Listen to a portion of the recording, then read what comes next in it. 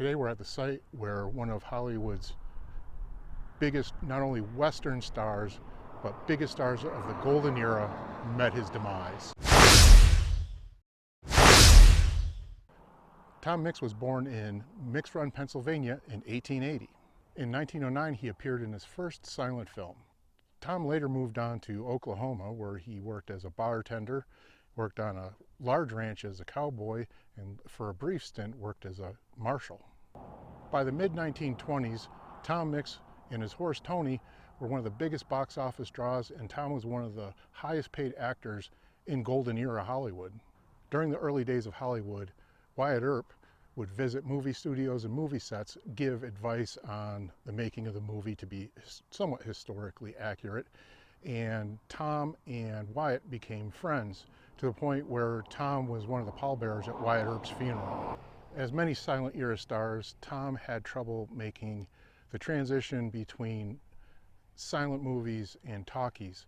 Tom made his last set of movies in 1935. The Tom Mix brand, if you will, continued on into the 1950s with a radio show done by another actor after Tom's passing. And even today on YouTube, you can find several of his films, while many have been lost to time, like a lot of the silent era films. On October 12, 1940, Tom Mix left Tucson in his 1937 Cord Phantom convertible, decked out in all kinds of cowboy style. He was very proud of it, and he liked to drive it fast. He was headed to Phoenix to see his grandson's christening, with a stop off in Florence to see his famous ex-son-in-law, who was a famous rodeo star.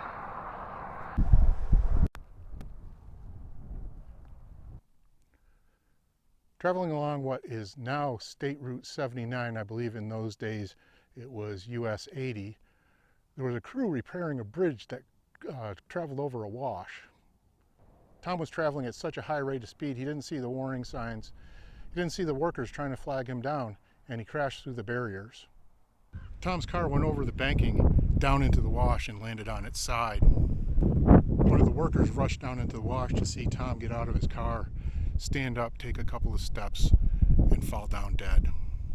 Apparently one of the custom aluminum suitcases that was on the package shelf just in front of the rear window had come off and hit Tom in the back of the head, breaking his neck. In the early 1990s, this monument was erected in memorial of Tom Mix's passing here. On the top you see his trusty horse Tony, the Wonder Horse, and there is a plaque commemorating Tom.